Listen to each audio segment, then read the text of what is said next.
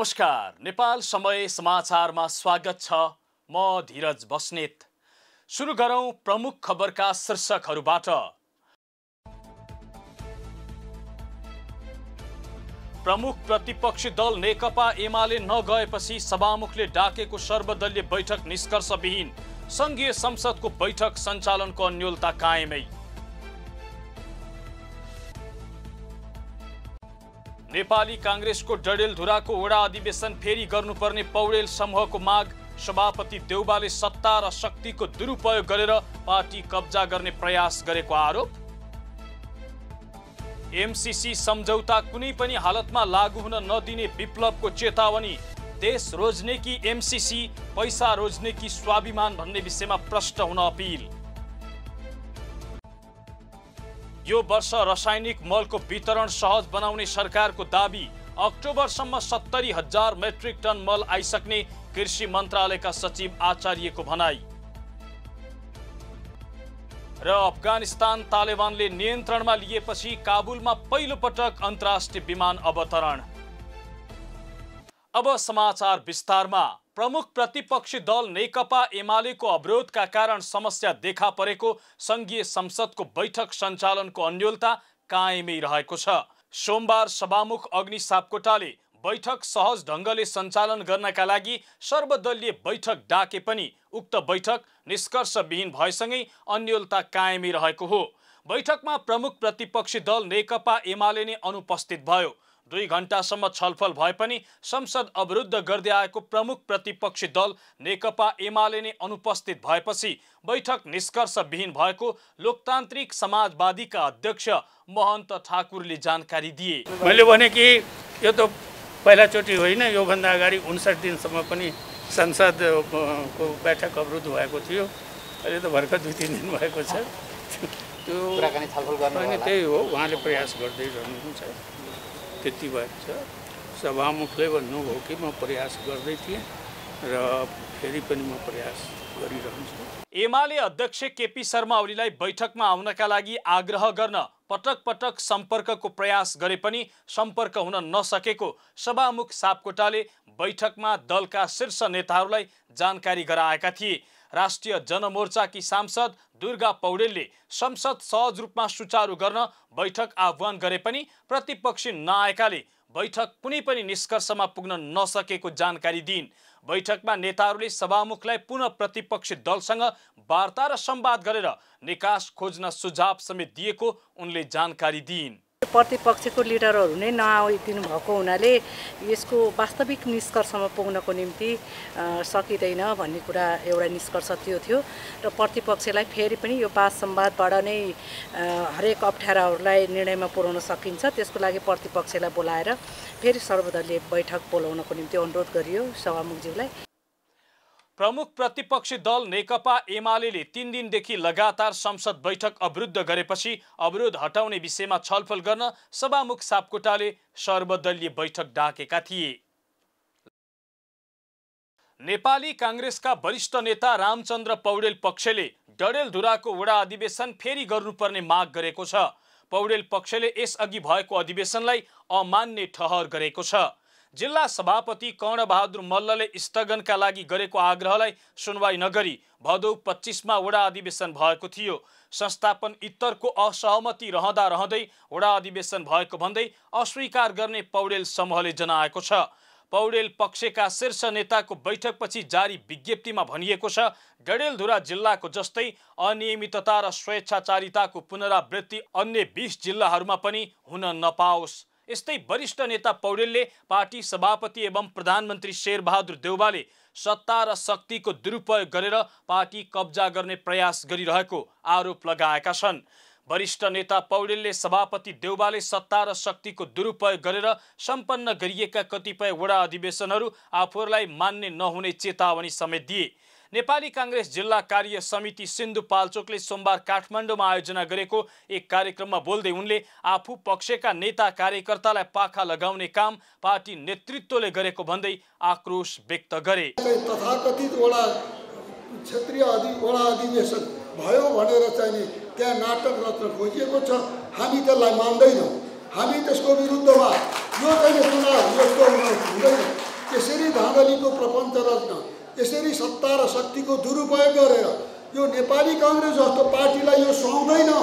नेपाली काङ्ग्रेस जस्तो एउटा लोकतन्त्रको चाहिँ एउटा पाठशाला भएको पार्टीलाई आज यस किसिमले चाहिने शक्ति र सत्ताको यस्तो प्रयोग गरेर चाहिँ यसको चुनावलाई अपवित्र पार्ने काम, यसका साथीहरूलाई चाहिँ पाखा लगाउने काम जो भएको छ, हामी यसको विरोध गर्न चाहन्छौँ। यसको विरोधको लागि आज पार्टी अफिसमा हाम्रो मिटिङ छ, हामीले त्यसमा बोलाएर हाम्रा कुराहरू त्यहाँ राख्नेवाला छौँ। र म आज पनि भन्न चाहन्छु, यस किसिमले देशैभरि पार्टीमा चाहिने क्रियाशील सदस्यतादेखि नै धाँधली गरेर सत्ता हत्याउने कोसिस जो गर्न खोजिएको छ, यो दुस्साहस हो, यो हामी हुन दिँदैनौँ। हामी यस किसिमको कुरा हुन दिनेवाला छैनौँ। त्यसकारण पार्टीलाई लोकतन्त्रको बाटोबाट कुनै पनि हालतमा नेपाली काङ्ग्रेसलाई लोकतन्त्रको मार्गबाट हामी विचलित हुन दिँदैनौँ। त्यही बाटोमा, लोकतन्त्रको बाटोमा काङ्ग्रेसलाई हामी अगाडि बढाउन प्रतिबद्ध छौँ। 14औं महाधिवेशनले नेपाली काङ्ग्रेसलाई लोकतान्त्रिकरण गर्नेछ। 14औं महाधिवेशनले नेपाली काङ्ग्रेसलाई नयाँ बाटो देखाउनेछ। युवा वर्गको भविष्यको लागि नेपाली काङ्ग्रेस 14औं महाधिवेशन एउटा नवजीवन लिएर आउनेछ। वरिष्ठ नेता पौडेलले सभापति देउबाले पार्टीको क्रियाशील सदस्यता छानबिन गर्ने काममा समेत देशभर धाँधली गरेको आरोप लगाएका छन्। नेपाल कम्युनिस्ट पार्टीका महासचिव नेत्र विक्रम चन्दले एमसीसी सम्झौता कुनै पनि हालतमा लागू हुन नदिने चेतावनी दिएका छन्। एमसीसीको विरुद्धमा सोमबार काठमाडौँको खुल्ला मञ्चमा पार्टीले आयोजना गरेको विरोध सभामा बोल्दै उनले नेपाली भूमिमा अमेरिकाले सुरक्षा गर्ने प्रावधान सहित आएको सम्झौता पारित गर्न कसले सक्छ भनी प्रश्न पनि गरे। देश रोज्ने कि एमसीसी, जनताको अधिकार रोज्ने कि अमेरिकीहरूको गुलामी, पैसा रोज्ने कि स्वाभिमान, यस विषयमा सबै प्रश्न हुनुपर्ने उनको भनाइ छ। उनले अमेरिकाको राष्ट्रिय सुरक्षाका लागि लागू गर्ने सो सम्झौताका विरुद्धमा उभिन देशभक्त क्रान्तिकारी शक्तिहरूलाई आह्वान समेत गरे। कुनै पनि हालतले एमसीसी लागू हुन दिँदैनौँ। प्रतिबन्ध हटेछ भने तपाईँहरूसँग खुल्ला सडकमा, प्रतिबन्ध हटेन छ भने एमसीसीलाई पास गर्ने मान्छेहरूको जीवनको बारेमा हामी ख्याल गर्नुपर्छ, हामीले यो भनेका थियौँ। त्यसैले कुरा के छ कविहरू भने आज पनि हामी भन्छौँ, यो कुनै लुगाई छिपाईको कुरा छैन, कुनै घुमाइ फिराइको कुरा छैन। एमसीसी नेपालको राष्ट्रिय स्वाधीनताको विरुद्धमा छ। एमसीसी मार्फत विकासका लागि पैसा आउँछ नि भन्नेहरूलाई विप्लवले पैसाले मात्र समृद्धि नआउने प्रतिक्रिया दिए। उनले देशलाई बचाउनका लागि एक ढिक्का भएर उठ्ने समय आएकाले त्यसका लागि आफ्नो पार्टी जुनसुकै मूल्य चुकाउन तयार रहेको बताए। विप्लव नेतृत्वको नेकपाले एमसीसी विरुद्ध काठमाडौँमा विरोध प्रदर्शन गरेको थियो। काठमाडौँका विभिन्न क्षेत्रबाट निस्किएको र्याली खुल्ला मञ्चमा पुगेर सभामा परिणत भएको थियो। प्रमुख प्रतिपक्षी दल नेकपा एमालेका सांसदहरूको अवरोधका बीच राष्ट्रिय सभाको दोस्रो बैठकले लोकसेवा आयोग विधेयक 2078 पारित गरेको छ। राष्ट्रिय सभाको दोस्रो बैठक पनि एमालेका सांसदहरूले अवरुद्ध गरेका थिए। तर अवरोधका बीच राष्ट्रिय सभाका अध्यक्ष गणेश प्रसाद तिमल सिन्हाले प्रतिनिधि सभाबाट सन्देशसहित प्राप्त लोकसेवा आयोग विधेयक 2078 निर्णयार्थ पेश गर्न कानुन न्याय तथा संसदीय मामिला मन्त्री ज्ञानेन्द्र बहादुर कार्कीलाई समय दिएका थिए। सो प्रस्ताव निर्णयार्थ पेश गर्दै बहुमतले पारित भएको राष्ट्रिय सभाका अध्यक्ष तिमल सिन्हाले घोषणा गरे। यसअघि एमालेकी सांसद कोमल ओलीले सभामुख अग्निप्रसाद सापकोटाले राजीनामा नदिई बैठक सुचारू हुन नदिने अडान राखेकी थिइन्। एमालेका सांसदहरूको अवरोधका बीच राष्ट्रिय सभाको दोस्रो बैठकले राष्ट्रिय सभाका पूर्व सांसद रुक्म शमशेर राणाको निधनप्रति शोक व्यक्त गर्दै शोक प्रस्ताव पारित गरेको छ। गत भदौ 26 गते निधन भएका उनी 2048 सालमा राष्ट्रिय सभा सदस्यमा मनोनित भएका थिए। पछिल्लो 24 घण्टामा 1486 जनामा कोरोना संक्रमण पुष्टि भएको छ। 24 घण्टामा जम्मा 16,539 जनाको परीक्षण गर्दा सो संख्यामा कोरोना संक्रमण पुष्टि भएको स्वास्थ्य तथा जनसङ्ख्या मन्त्रालयले जनाएको छ। मन्त्रालयका अनुसार 24 घण्टामा 2260 जना कोरोना संक्रमण मुक्त भएका छन्। कोरोनाबाट 16 जनाको मृत्यु भएको छ। हालसम्म नेपालमा 7,40,717 जना कोरोना संक्रमण मुक्त भएका छन् भने 10,965 जनाको मृत्यु भएको छ। सरकारले यो वर्ष रासायनिक मलको आपूर्ति, सञ्चिति र वितरण सहज बनाउने भएको छ। सोमबार सिंह दरबारमा बसेको कृषि सहकारी तथा प्राकृतिक स्रोत समितिको बैठकमा कृषि तथा पशुपक्षी विकास मन्त्रालयका सचिव डाक्टर कृष्ण प्रसाद आचार्यले मल वितरणलाई सहज बनाउने बताएका हुन्। त्यसका लागि अक्टोबरसम्म 70,000 मेट्रिक टन रासायनिक मल आइसक्ने उनले जानकारी दिए। सचिव आचार्यले भारतसँग मल खरिद सम्बन्धी गरिएको सम्झौता अनुसार मल आयात भए मलको सङ्कट कम हुने दाबी पनि गरे।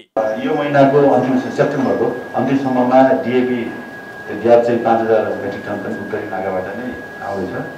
जस्तै अर्को 30,000 मेट्रिक टनको युरिया यो पनि आउने क्रममा छ र 25,000 मेट्रिक टन चाहिँ 15 अक्टोबरमा हामीले आउँछ भनेर सेड्युल।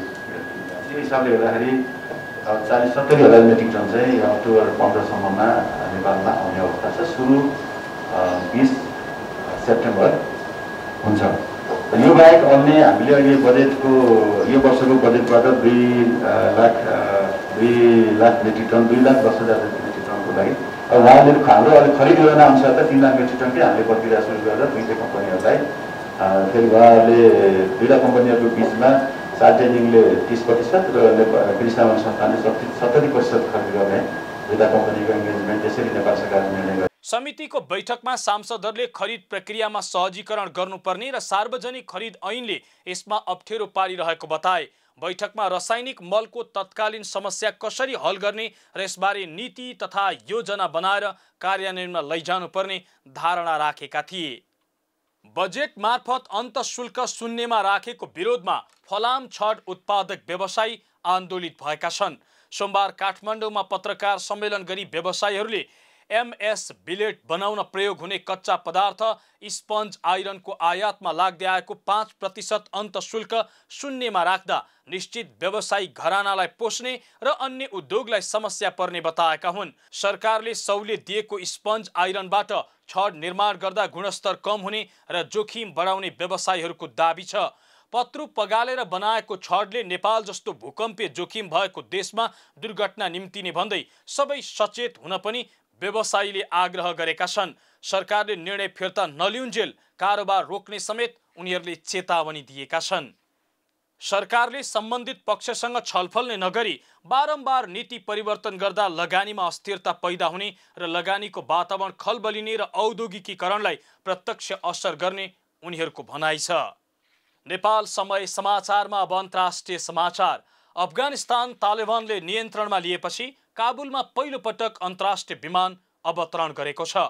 पाकिस्तान इन्टरनेसनलको विमान सोमबार केही यात्रु लिएर काबुल विमानस्थलमा अवतरण गरेको हो। यो उडानलाई तालिबानले कब्जा गरेपछि पहिलो अन्तर्राष्ट्रिय व्यावसायिक उडान भनिएको छ। यद्यपि उद्धारका लागि भने विभिन्न देशले उडान गरेका थिए। मुलुक कब्जामा लिएपछि तालिबानद्वारा 7 सेप्टेम्बरमा नयाँ सरकार घोषणा गरेको छ।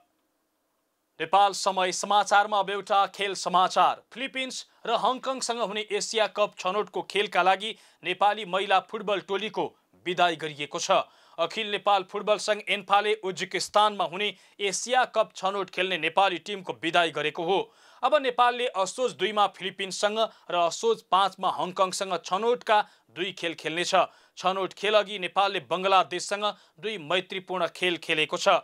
ती 2 मैत्रीपूर्ण खेल मध्ये पहिलो खेलमा नेपालले 2-1 गोलको जित निकालेको छ भने दोस्रो खेल गोल रहित बराबरी भएको छ।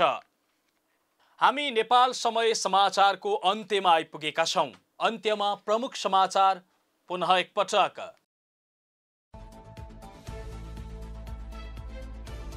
प्रमुख प्रतिपक्षी दल नेकपा एमाले नगएपछि सभामुखले डाकेको सर्वदलीय बैठक निष्कर्षविहीन। संघीय संसदको बैठक सञ्चालनको अन्योलता कायमै। नेपाली कांग्रेसको डडेलधुराको वडा अधिवेशन फेरि गर्नुपर्ने पौडेल समूहको माग। सभापति देउबाले सत्ता र शक्तिको दुरुपयोग गरेर पार्टी कब्जा गर्ने प्रयास गरेको आरोप। एमसीसी सम्झौता कुनै पनि हालतमा लागू हुन नदिने विप्लवको चेतावनी। देश रोज्ने कि एमसीसी, पैसा रोज्ने कि स्वाभिमान भन्ने विषयमा प्रश्न हुन अपिल। यो वर्ष रासायनिक मलको वितरण सहज बनाउने सरकारको दाबी।